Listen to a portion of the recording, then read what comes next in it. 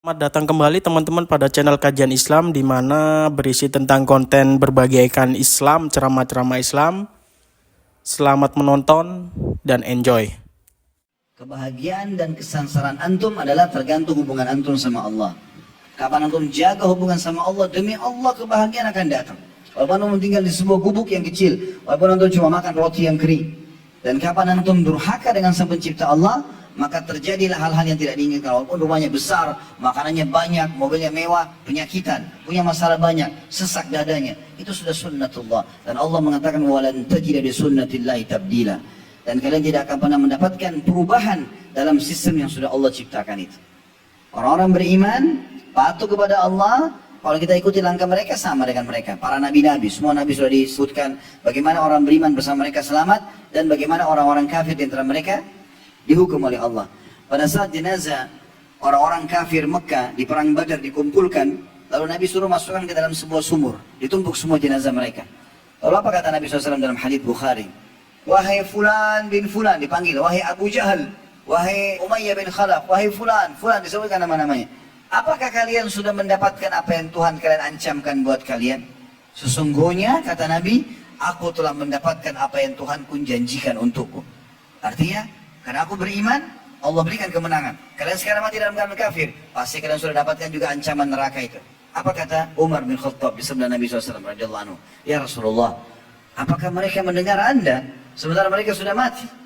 Kata Nabi SAW, sesungguhnya hai Umar, mereka lebih jelas mendengarkan suaraku daripada engkau mendengarkan suaraku. Artinya Allah buat mujizat buat Nabi SAW. Bukan semua orang bisa berbicara dengan orang mati, tapi mujizat. Maka Nabi SAW mengatakan Allah buat mereka mendengar itu, dan mereka sudah mendapatkan ancaman-ancaman itu. Ada juga buku teman-teman sekalian ditulis oleh Ibnu Rajab rahimahullah. Judulnya itu kalau tidak salah 559 kisah nyata alam barzah. Beli buku itu teman-teman. Sekian banyak kisah tentang kuburan orang-orang saleh, tidak sengaja digali, ditemukan masih utuh jenazahnya. Sekian banyak kuburan orang-orang fasik, ahli maksiat, digali penuh dengan siksaan. Waktu di zaman Muawiyah radhiyallahu anhu, salah satu sahabat Nabi yang mulia, tepatnya kurang lebih 50 tahun setelah perang Uhud. Kalau saya tidak salah terjadi ini di tahun 53, kalau saya tidak salah. Sempat ada mata air yang saluran airnya itu kalau mau ditarik untuk penduduk Madinah, melewati kuburannya syuhada Uhud. Hamzah, Mus'ab, Abdullah bin Haram, dan sahabat-sahabat Nabi yang lain di perang Uhud, 70 orang itu. Maka Muawiyah mengatakan, coba gali kuburan sebagian syuhada ini, supaya saluran airnya bisa lewat, dipindahkan di tempat yang sekarang. Karena perintah khalifah, juga beberapa sahabat hidup zaman itu tidak melarang. Maka dilakukanlah. Subhanallah, di antara yang tergali adalah kuburannya sahabat yang mulia Hamzah, dan juga Abdullah bin Haram dan Amr bin Jamuh. 3 sahabat ini yang terutama yang kena galian kuburan itu. Maka mereka memberikan kesaksian, dan dinukil oleh para ulama hadis tentang kisah ini, bahwasanya jenazah itu masih utuh dengan pakaiannya. Sampai Jabir bin Abdullah, ayahnya Abdullah bin Haram mati syahid di perang Uhud, mengatakan, aku melihat jenazah ayahku waktu dia perang Uhud 50 tahun yang lalu. Itu menggunakan baju warna putih bergaris-garis hitam, dan dia kena sobekan pedang itu di bagian pelipisnya, mati syahid radhiyallahu anhu. Maka dia bilang, saya lihat ayahku masih utuh bajunya, seperti baju baru dipakai, dan tangannya menutup pelipisnya pada saat dia meninggal. Kalau diangkat tangannya, darahnya ngucur. Itu kesaksian Jabir tentang ayahnya. Dan juga para sahabat yang hidup pada saat itu menyaksikan dengan mata kepala mereka sendiri, itu ternyata Hamzah masih utuh. Dan ada sahabat-sahabat yang mengenal Hamzah, karena baru 50 tahun, masih ada yang hidup pada saat itu. Dan mereka disebutkan dalam kisah-kisah ini, pada saat mau dicangkul, mau digali kembali kuburan, itu sempat cangkul menyentuh jempol kakinya Hamzah, dan ternyata mengeluarkan darah. Setelah 50 tahun lebih. Tidak mungkin apa yang disampaikan Allah dan Rasulnya salah. Orang-orang beriman yang sudah tersentuh secara keyakinan akan sangat percaya dengan itu. Ada seorang Arab Badui masuk Islam teman-teman di zaman Nabi SAW masih hidup. Terkupu-kupu dia lari ke Madinah. Masuk ke Madinah, cari mana Muhammad, mana yang namanya Muhammad. Ada utusan Allah di sini? Ada. Datang, ya Rasulullah, saya mau syahadat. Langsung syahadat. Orang-orang pada tanya, kenapa tiba-tiba kau syahadat? Kayak orang yang takut, jangan sampai dia tidak sembah syahadat. Maka dia cerita, dia bilang baru saja terjadi, di padang pasir, saya lagi mengembala domba saya, tiba-tiba ada seekor serigala yang mencuri satu domba saya. Karena dombanya besar, serigalanya lebih kecil dari domba tersebut, maka dia keberatan untuk menarik domba itu. Tapi domba ini masih hidup.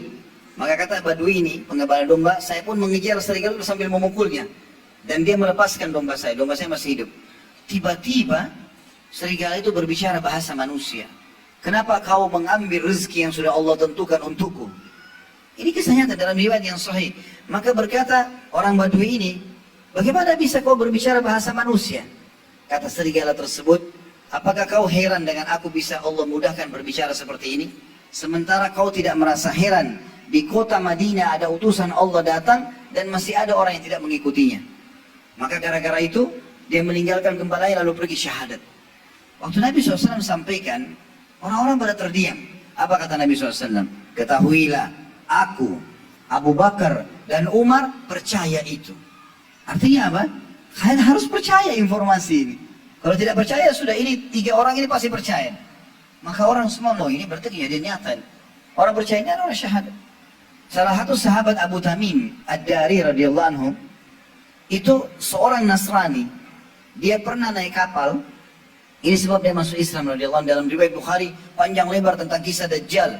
Mungkin 3-4 lembar atau lebih kisah tentang Tamim Ad-Dari radhiyallahu anhu. Dihantam ombak kapalnya, tertampar sebuah pulau, dia lihat ada hewan badannya semua bulu, kemudian bisa bicara bahasa manusia, kemudian dia ketemu sama Dajjal di tengah-tengah pulau itu. Ringkas cerita, ketemu sama Dajjal, lalu Dajjal salah satu statementnya mengatakan, apakah kalian sudah beriman kepada Nabi yang keluar jazirah Arab itu? Mereka mengatakan belum. Kata Dajjal, pulanglah, berimanlah kepadanya, karena aku akan keluar nanti di akhir zaman menyebarkan fitnah. Maka tiba-tiba mereka pulang langsung ke Madinah. Waktu saat itu Nabi SAW baru ceritakan kepada para sahabat tentang Dajjal. Akan keluar akhir zaman nanti ada Dajjal buat fitnah dan segala macam. Sebelum salam kita baca Allahumma inni a'udzubika min fitnatil masih Dajjal. Nabi SAW jelaskan semua. Data Tamim dari syahadat. Ceritakan ya Rasulullah, saya masuk Islam gara-gara ini. Maka Nabi SAW mengatakan sebentar. Kumpul semua muslimin. Dengar, orang ini Allah pertemukan dengan Dajjal yang saya ceritakan. Maka Nabi SAW mengatakan subhanallah yang telah membenarkan apa yang disampaikan. Orang-orang yang beriman beruntunglah. Dia yakin dengan masalah itu. Ada seorang salafus saleh dari kalangan tabi'in dulu. Tapi saya tidak terlintas sekarang namanya tentunya. Diceritakan oleh Ibnu Rajab juga dalam buku itu. Seingat saya. Dia bilang orang ini tiba-tiba menangis terisak-isak pada saat jenazah adiknya dimasukkan ke kuburan. Karena dia seorang alim, dia tahu. Kita kan tidak boleh niyaha. Memukul-mukul badan, menarik rambut, teriak-teriak, doain yang tidak benar. Menyesal-menyesal kenapa si fulan mati, nggak boleh. Teteskan air mata ya, tapi teriak-teriak ini nggak boleh dalam Islam. Nabi SAW mengatakan sesungguhnya mayit tersiksa dengan niyaha itu. Maka orang ini pulang, dia nggak bisa kontrol dirinya, terisak-isak nangis. Murid-muridnya pada katakan, wahai imam, wahai guru kami, bukankah anda menyampaikan kalau Nabi SAW melarang untuk seperti ini? Bagaimana bisa anda lakukan? Apa yang anda khawatirkan?